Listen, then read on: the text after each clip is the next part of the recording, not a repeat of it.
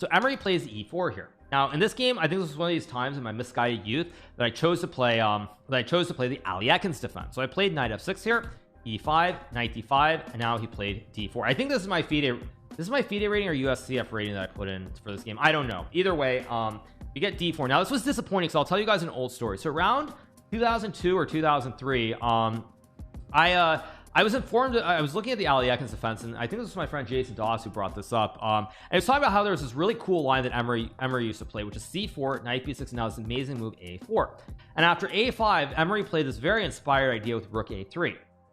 And the point behind rook a3 is to lift the rook. So say black plays something like g6, rook g3, bishop g7, d4. Even though the computer likes black's position here, white can play like h4, h5, and it gets very scary potentially with quick attacks on the g and the h files here. Of course, computer, when you use the engines, they refute this quite confidently, and black is just much better. But I do remember him playing this line. I actually played this quite a bit on the Internet Chess Club around 2002, 2003 in many games. So people who look through that old games database will definitely find games where I played this. So this is one line that was very interesting. Of course, computers have proven that it's just not okay, but it's something fun.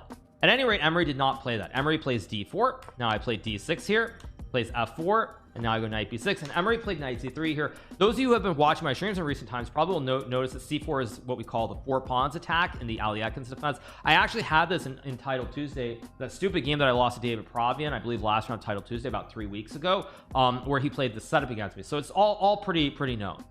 Anyway, Emery plays knight c3, a little bit different here. Now I take an Emery, very untrue to his form here, played d takes e5, which is not the move of a top G. Here Emery takes with d pawn, offering a queen trade. Now maybe because I had beaten Emery a couple times, he wasn't so sure of himself, but he takes with the pawn. Now, everybody will remember Emery as an amazing attacking aggressive player, so it's very surprising that in this game he chose to take with the d pawn, but he did.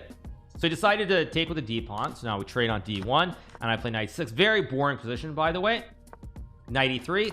Now here I played g5 again. At this point in time, Emery had been slowly declining. Obviously, as you can tell from the ratings of each game, I had improved quite a bit, so I felt like I had to win this game with black. So I go g5 to really try and spice things up. So here Emery plays a4, which is actually a mistake, although how did I not win this game? This is such a bad mistake. It goes from 0s to minus 1.3.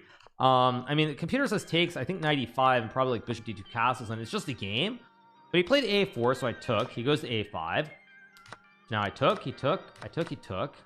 On here I played bishop g7, which apparently is still quite good for me because he plays bishop b6. If I take the bishop, then he wins the rook on a8. So now I go bishop takes e5. He goes c3. Now I play bishop to d7 here. Emery goes knight f3. And actually the interesting thing here that I'm realizing is that the problem after bishop g7 is that now white's getting a lot of activity very quickly. So it's a little bit tricky to play. I'm not sure what exactly did I do wrong. I guess computer probably likes what, bishop f5 maybe, something like bishop f5 and some kind of aggressive development. I guess it's probably because the bishop is just more active, whereas in this game we get this position where I have a passive bishop versus being on f5. So I go bishop g7, bishop b5. Now I castle here. Emery plays bishop c5. I play a6. Now he goes bishop to a4 here. So now I play the move rook f8. Emery castles, and the problem actually here is that I've got a lot of weaknesses. Like the pawns in the center are very weak. White actually has no weaknesses, and their ideas like knight g5 also long term to put pressure. So it's because of these pawns on f7 and e7, it's not trivial to prove the advantage of the extra pawn. So I do play e6 here. You get knight g5 being played. Now I go knight to e5, guarding f7, also offering a trade of bishops. Emery plays bishop d4, the best move. We trade. Now I go b5, plays rook a1. Now here I play rook c7, which apparently is wrong, although no, actually it's the best move. I'm not sure why I thought it was wrong. He goes knight e4, play knight d7 here, and now Emery trades on. He has knight d6. This is why. Okay, I'm looking at this game and I'm wondering like, okay, not to give away spoilers, but I'm like, what did I do wrong? So I play knight d7, which is clearly a mistake. Apparently I should just go a5 here, and I can go a4, knight c4. But by going knight d7 after trades and knight d6, there's a very nasty fork of the pawns on f7 and b5. And after knight f6, white has the move knight takes b5 here to attack the pawn, or to capture the pawn on b5. So that's the main thing here. Who's saying something's not correct? What's not correct? Fix something.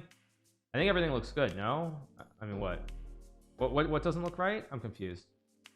Everything looks right. No, I don't understand what doesn't look right. What doesn't look right? Oh, this doesn't look right. Oh, I see. Okay, there you go, you guys. Let me put it a little bit more correctly. Yeah, there you go. Okay, so anyway, so let's keep going. So after knight takes b5, I play rook to b7 here, knight to d, or sorry, not knight to d4, he plays c4. Apparently this is slightly wrong. He should play knight d6, but he goes c4. I play rook b8, guarding my rook on a8, but also forcing the knight to move after once I can capture the pawn on b2. At knight to d6, now I play rook a7, and here Emery plays knight to b5. Amazingly, the computer actually says that after rook f2 with the idea of stacking, white is significantly better here, about 0.6. So instead he plays knight b5, I go rook d7, he takes, and now I go knight to e4. Now here white is up a pawn, but of course due to the activity on the d file here, black should never really be in much danger. Also, knight on b5 is kind of stuck here. You can't really push the pawn or move the knight for that matter. So rook c1 is what Emery plays. Now I go rook d2 here, rook to e1, play knight c5, rook a7, I take the pawn, knight to d6, play rook d8, plays rook f7. If knight f7 here, for example, I can play rook d2, and after knight e5 I can go knight b7. And again, position is pretty balanced. White probably has to go knight f3, rook g2, king h1, and after rook f2, a couple ways for white to play. Probably c5, c6 is the simplest draw. This game was, I believe, classical chess. This was in Sturbridge, Massachusetts. I believe this was a slow game. So he plays rook f7, I go king g6, rook to c7, I take, he takes, I play rook d2, and after rook e6, king f7, he plays rook c5, and here we agree to a draw, because if I check, he can obviously just block, and white's actually doing well, but I simply take, and after takes, he can just go check, check, check, and check, check, check, and there's just no way out, because the rook on e5 prevents the advancement, and it guards the rook on e8, e7, e6. So this is the fourth game that we played. Now this game was a draw.